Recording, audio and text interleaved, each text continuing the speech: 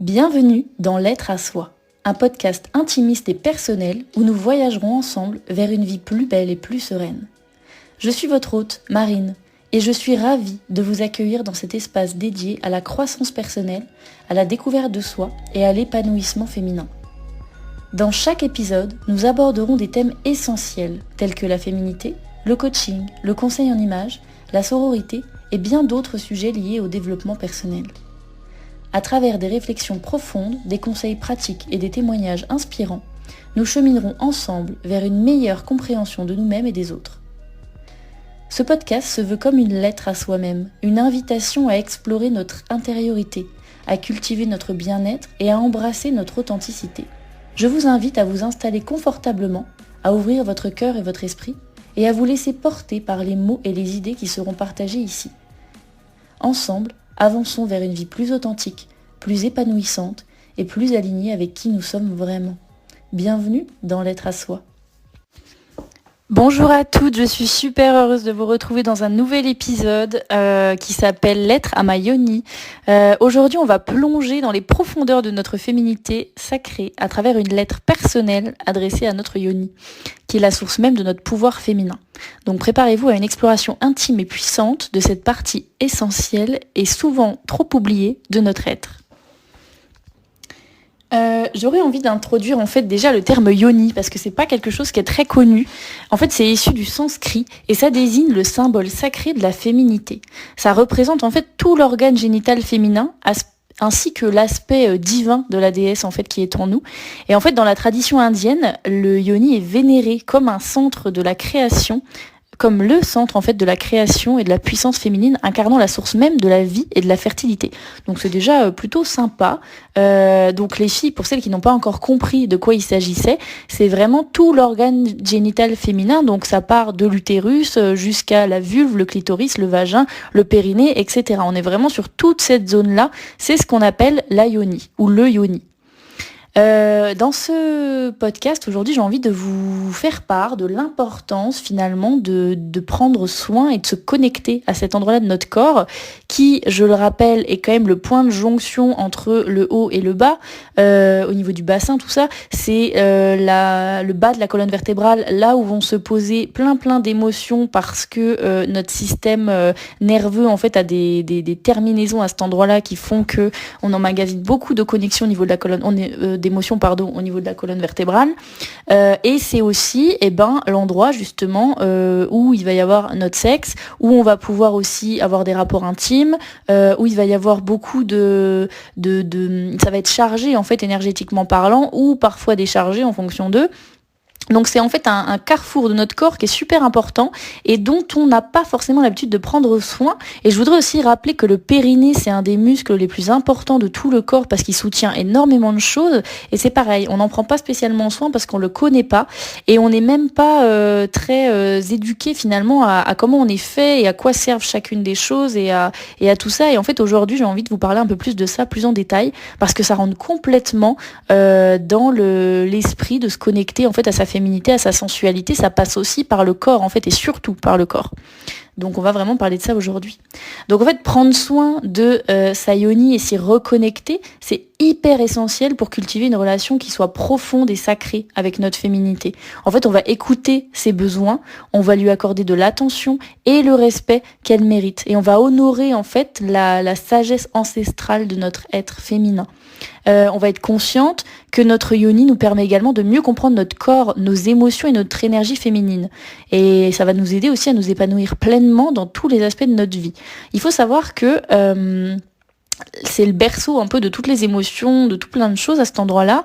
Et c'est aussi par là qu'on va pouvoir se reconnecter à notre énergie féminine.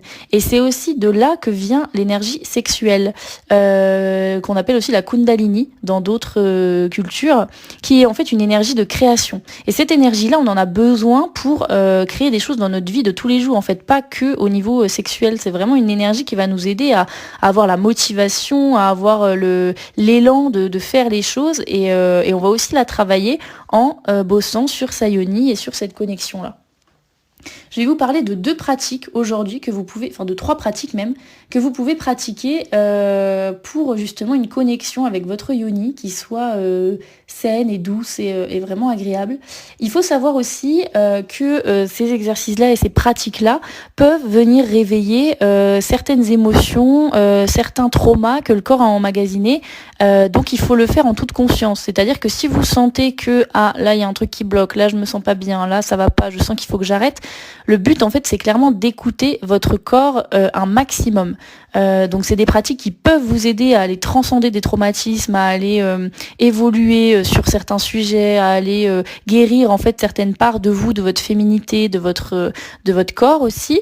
Mais il faut savoir que c'est pas une longue promenade tranquille, que ça peut mettre très mal à l'aise, que ça peut être très déstabilisant et très bizarre par moment. Donc écoutez-vous, vraiment ce que j'ai envie de vous dire c'est écoutez-vous, il n'y a pas de règles. Moi je vais vous donner vraiment quelques clés comme ça, quelques choses que j'ai expérimentées ou dont on m'a parlé, mais sachez qu'il n'y a vraiment pas de règles. C'est à chacun son corps, à chacun son ressenti et à chacun son exploration et son expérience. Donc la première chose que j'ai envie de partager avec vous, qui me paraît la plus simple ou qui nécessite zéro matériel, c'est le massage de la yoni. Donc le massage en fait c'est une pratique vraiment une pratique de guérison et d'exploration de votre intimité qui va permettre de libérer des tensions, d'éveiller votre sensibilité et de favoriser la connexion avec votre féminité sacrée. C'est une pratique qui est extrêmement ancienne, qu'on appelle aussi le yoni mapping. Ça consiste en fait à masser délicatement tous les tissus et les muscles de votre espace intime pour stimuler en fait la circulation sanguine et libérer les émotions bloquées et équilibrer en fait l'énergie féminine. Donc on n'est pas du tout sur la même chose que de la masturbation, parce qu'on pourrait croire que ça s'y apparente. C'est vraiment du massage. Pour le coup, il n'y a pas de but de jouissance ou de plaisir. Le but, c'est vraiment, évidemment qu'il y a un but de plaisir, mais pas dans le même sens que la masturbation. Le but, c'est vraiment le massage, c'est vraiment la connexion, c'est vraiment de sentir, de toucher, de sentir la peau, de sentir les différents endroits, de sentir plein de choses comme ça. Donc on est vraiment dans cet état d'esprit-là. Et en fait, le massage de la yoni, ça va offrir plein de bienfaits pour la santé et le bien-être. Ça va réduire le stress, ça va améliorer la circulation sanguine, ça va libérer des émotions refoulées, augmenter la libido et améliorer la sensibilité sexuelle aussi. En fait, en massant doucement les muscles pelviens et les zones érogènes de la yoni, on peut réveiller notre énergie féminine et retrouver du coup un sentiment profond de connexion avec nous-mêmes. Et donc du coup, travailler notre connaissance de nous-mêmes, notre confiance en nous, nos relations aux autres, que ce soit intime ou non. Voilà, ça va vraiment nous aider en fait à bosser plein de choses. Donc ça, c'est le premier point qui est le plus facile, c'est le massage de la yoni que vous pouvez pratiquer seul, chez vous, avec votre compagnon, votre compagne, peu importe, et qui va aussi vous permettre en fait une vraie connexion dans le moment présent.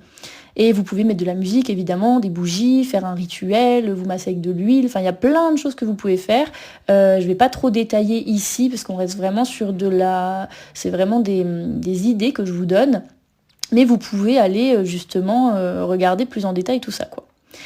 La deuxième technique que je peux vous partager, alors que je n'ai pas moi-même expérimenté celle-ci, parce que je l'ai découverte il n'y a pas très longtemps, mais je vais du coup l'expérimenter, je suis dans le processus là, donc je pourrais peut-être plus vous en parler plus tard, mais je vais juste vous en dire 2 mots.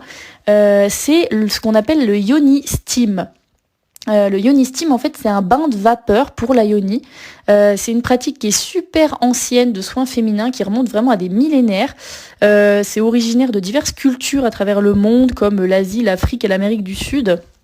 En fait, c'est comme un hammam, mais pour la yoni. Donc pour tout cet espace du périnée, du bassin, de la vulve, du vagin, etc., on est vraiment sur cet espace-là, où en fait, c'est comme le principe du hammam, c'est-à-dire que la vapeur d'eau va venir ramollir, va venir détendre, va venir faire passer l'énergie, va venir réactiver la circulation sanguine, etc.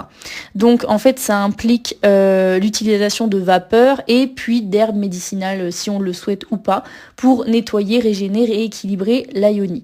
C'est une pratique qui est réputée pour ses nombreux bienfaits, donc la purification des organes génitaux, la régulation des cycles menstruels, la réduction des crampes menstruelles, la stimulation de la libido et aussi évidemment pour la guérison des traumas, la libération émotionnelle, psychologique, physiologique, enfin voilà, ça vient toucher à tout ça. Il faut savoir que le corps, il engramme des choses. Quand il vit une violence ou quand il vit un traumatisme, il va le garder en lui et en fait pour le retirer, le faire passer, si on veut, ce traumatisme, on a besoin de pratiques comme ça qui vont être aussi corporelles en fait. Le psychologique c'est bien, mais ça ne suffit pas parfois. Il faut aussi passer par le corps en fait. Donc voilà, ça c'est le Yoni Steam. Donc c'est évidemment, je conseille pas de le faire seul quand on connaît pas du tout. Je pense que c'est mieux de le faire accompagné d'un professionnel ou d'une professionnelle. Mais globalement, en fait, ça va être vraiment un hammam au niveau de la Yoni. Donc il y a des bancs ou des chaises un peu particulières où on peut s'asseoir avec du coup de l'eau et de la vapeur juste en dessous. Et puis on va rester entre 10, 30, 40 minutes en fonction de là où on en est de notre processus et de nous, et on peut réaliser cette pratique à la maison ou dans un environnement professionnel spécialisé ou dans un cabinet spécialisé avec une personne qui vous accompagne. Et c'est vraiment ce que je vous recommande au début, c'est de faire ça de manière accompagnée. Ne faites pas ça seul, ça peut être dangereux évidemment, hein. On parle bien d'eau bouillante qu'on va utiliser pour susciter de la vapeur, donc voilà, il peut y avoir des risques de brûlure, donc attention à ça. L'idée c'est vraiment de le faire en conscience, c'est de ritualiser le moment et c'est de se dire que ce moment-là c'est un moment pour nous, pour prendre soin de nous et pour se révéler à soi-même, quoi, pour vraiment lâcher ce qu'on a à lâcher, prendre ce qu'on a à prendre et puis repartir un peu de plus belle, quoi. Et enfin, la troisième pratique dont j'ai envie de vous parler, c'est l'œuf de Yoni. Alors l'œuf de Yoni, c'est aussi une pratique qui est très ancienne, qui remonte à des millénaires, pareil, originaire de la Chine impériale cette fois-ci. C'est des œufs qui sont fabriqués à partir de pierres semi-précieuses comme la jade, le quartz rose ou l'obsidienne. Et en fait, c'est utilisé pour renforcer les muscles pelviens, pour réveiller l'énergie féminine, favoriser la guérison émotionnelle et physique, booster la libido, prendre soin aussi de toute cette partie-là, périnée, bassin, vagin, etc. Toute la yoni en fait. Et donc l'œuf de Yoni, moi c'est une pratique que j'ai depuis maintenant quelques mois et qui a vraiment des effets psychologiques, émotionnels et corporels. Donc c'est super intéressant de travailler avec ça.